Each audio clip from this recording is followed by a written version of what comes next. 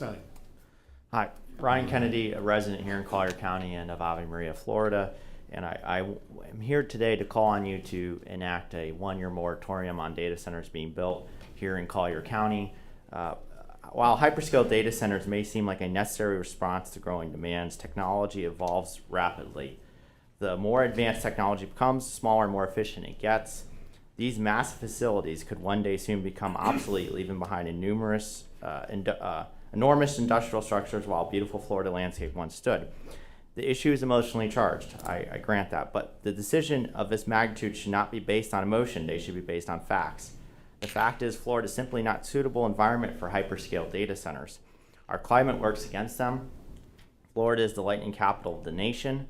A lightning strike can cause catastrophic power failures and ignite fires, placing additional demands on firefighters. Hurricanes, severe thunderstorms, flooding, and wind-related power outages. These facilities operate 24/7, 365. When outages occur, whose power gets restored first? The hyperscale data center or the residents here in Collier County? Data centers operate efficiently with humidity between 40 to 60%. Our humidity is a lot higher than that, as you may know. The force of the cooling systems to work stronger to have to cool down the facility due to this. Beyond our climate, we simply do not have the natural resources to support facilities of this scale. Hyperscale data centers consume up to 5 million gallons of water per day, roughly the water needs of 50,000 people. We have burn bans, water restrictions, those sorts of things all the time here. Our aquifers already depleted across much of Florida. And yet we're now putting an enormous demand if one of these centers is built here in Collier County. The proposed hyperscale data centers largely target rural parts of counties, which is why I made the mention of Ave Maria. That particular region would be a prime location to have one of these facilities due to the enormous size of which the land requires to build it. A lot of times these companies will ask for rezoning because they buy out old agricultural land or other rural land that is no longer in use. And so you guys here at the County Commission have a prime opportunity to put some good ordinances and guide rails in place to protect citizens here in Collier County. Many counties have already passed a moratorium. You wouldn't be the first one. And there already are hyperscale data centers being proposed. There's been 4 so far that we know of that have been proposed here in Florida. 1 has been stopped so far due to the locality commission in question. The other 3 are proceeding forward so far, but many counties across the state of Florida have already passed some form of moratorium. Thank you. Thank you. Your next speaker is Richard Eckstein. He'll be followed by Jill Kiley. Good morning, Commissioners. My name is Richard Eckstein, for the record. I'm here on a very important data research information I'd like to share with you, Commissioners. You all know what this is, right? And this? These 2 things right here in our community are causing our elderly people to be ill. Golf course, golf balls, when you hit them, you touch the turf, and then the community residents are taking medication. These 2 are combining with each other in the human body and causing illness. Chair, may I ask you respectfully if Amy Patterson could read this into the record? Go ahead. I mean, is it going to be within the 3 minutes? Yes, it will be. Thank you. Okay. I don't have the right glasses on to read it, so I appreciate it. Feel you. Commissioners, thank you for your time. I'm here today because I believe we have a blind spot in Collier County that affects thousands of retirees who use our golf courses every single day. My concern is simple. We have an aging population with high rates of diabetes, high blood pressure, cardiovascular disease, and other chronic conditions. These residents are already medically vulnerable, and we are placing them in environments that use a wide range of agricultural chemicals, reclaimed water, and turf treatments that they do not fully understand. I am not saying golf courses are intentionally harming anyone. I am not saying chemicals alone cause disease. I am not saying healthy young people are at risk. My point is this. For older adults with chronic health conditions, daily exposure to turf chemicals, growth regulators, fungicides, and reclaimed water can exacerbate existing health conditions, not cause them, exacerbate them. That distinction matters. Golf looks like a clean, green, healthy outdoor activity, but retirees are not told about evaporation of turf treatments, aerosolized residues, skin contact with treated surfaces, reclaimed water variability, growth regulators, fungicides and herbicides, heat stress, and dehydration interacting with medications. These exposures are small individually, but they stack.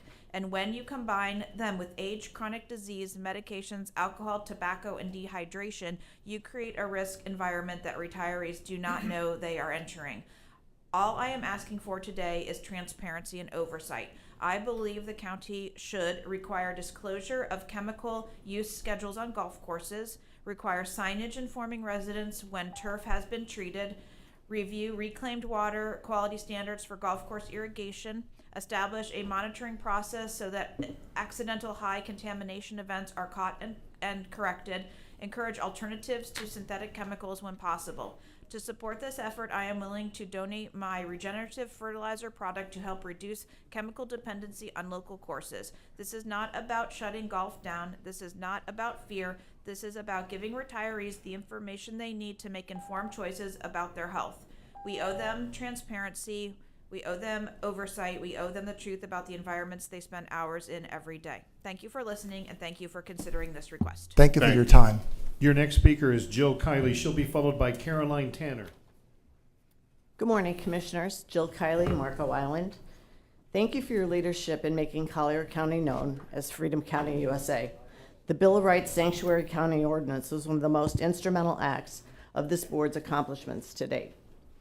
That ordinance wasn't simply symbolic, it was a commitment to defend the constitutional liberties of the people of Collier County whenever those liberties are threatened. Today, I ask you to apply that same commitment to a new and rapidly expanding threat, AI-powered surveillance, flock cameras, networks, and the large AI data centers that make mass surveillance possible. The Fourth Amendment protects the people from unreasonable searches and seizures. It was written because our founders rejected the general warrants that allow the government to monitor everyone first and look for wrongdoing later. Yet AI data surveillance turns that principle upside down. Flock cameras don't simply capture a single suspected criminal. They collect information on every law-abiding citizen who drives by. Artificial intelligence can combine license plate data with local histories, behavioral analysis, and other digital information to create detailed records of innocent people's movements, associations, and daily lives. The issue is not whether technology can solve crimes. We all want safe communities. The question is whether safety should come at the expense of the constitutional rights of every resident. Your Bill of Rights Sanctuary Ordinance recognizes that governments should not assist or participate in actions that undermine the liberties guaranteed by the Constitution. If Collier County continues expanding AI-enabled surveillance systems without strict constitutional safeguards, the ordinance becomes difficult to reconcile with county policy. We are entering an era where AI data centers will have the capacity to process millions of pieces of personal information. Once the surveillance infrastructure exists, it's almost always expanded, rarely reduced. History teaches us that powers granted to at one moment are often used far beyond their original purpose. This is not about Republicans or Democrats. It's not about being pro-law enforcement or anti-law enforcement. It's about preserving the constitutional balance that protects every American, regardless of political belief. I respectfully ask that the board place a one-year moratorium on expanding AI surveillance, infrastructure, including additional flock camera deployments, and county participation in AI-driven mass surveillance technologies, while conducting a thorough constitutional, legal, and public privacy review. Collier County has already declared itself a Bill of Rights sanctuary. Now is the opportunity to prove that those words have real meaning. The Constitution should not become less relevant simply because technology has become more powerful. Thank you. Thank you. Your next speaker is Caroline Tanner. She'll be followed by Jay Colhagen. Good morning, Board of County Commissioners. Thank you for your time to hear our concerns today. When people hear the phrase data center, it can sound clean, quiet, and harmless. But behind that simple phrase is a massive industrial facility that can demand enormous amounts of electricity, water, land, and public infrastructure. These projects may serve the digital world, but their impacts are felt by real neighborhoods, real families, and real communities. In Florida, we understand the pressure of rapid growth. We see rising development stressed roads, water concerns, higher utility bills, hurricane risk, and more. Adding a large data center without strong protections could place an even more strain on residents who are already being asked to absorb the cost of growth around them. The question is not whether technology matters, it does. The question is whether private companies should be allowed to benefit while local residents carry the burden. If a company wants to build a facility that uses a major public resources, then it should be required to protect the people who live there first. Humans and wildlife are electrical beings, in the sense that brains, every cell, organs, nerves, heart, and muscles use tiny electrical signals to work. Our bodies operate on frequency. Now add in the toxic burden we're already carrying from heavy metals, chemicals, pesticides, mold, parasites, plastic, and other environmental toxins. What happens when those toxins are exposed to increasing levels of artificial frequencies day after day? Data centers affect nearby communities through pollution, noise, energy demand, water use, and waste if they are not carefully managed, such as air pollution, which can cause breathing problems, and especially with people with asthma, heart, and lung conditions. Noise stress. Cooling fans and generators create constant noise that may disturb sleep and increase stress. Heat and energy demand. Data centers use large amounts of electricity and release heat, which can put pressure on local power systems. Water use. The cooling systems use large amounts of water, which takes away water from the citizens and can also pollute groundwater. Electromagnetic fields, which can also cause cancer. And chemical and electronic waste, batteries, coolants, and other electronics that can be harmful if they are not handled, recycled, or disposed of properly. I am asking the county to please protect its citizens. Thank you very much for your time today. Thank you.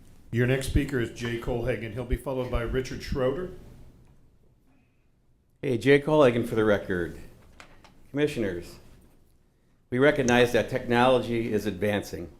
We are not against progress or responsible innovation, but as we build the infrastructure that powers an increasingly digital world, we must also protect the freedoms that make this country unique. The United States already has roughly 11 times as many data centers as China. With this rapid expansion of digital infrastructure, we must carefully consider how many projects affect our communities, our privacy, and our freedoms. The Fourth Amendment was written to protect Americans from unreasonable searches and invasions of privacy. Ben Franklin warned, those who would give up essential liberty to purchase a little temporary safety deserve neither liberty nor safety. We must ensure today's technology does not become tomorrow's digital prison, a future where citizens are constantly monitored and privacy becomes a thing of the past. We respectfully ask Collier County to join the other Florida counties in considering a moratorium on large-scale data center developments until privacy protections, transparency, and accountability are fully addressed. The future we build should use technology to empower citizens, protect freedom, and preserve privacy, not to control the people it was meant to serve. Amen. Thank you. Your next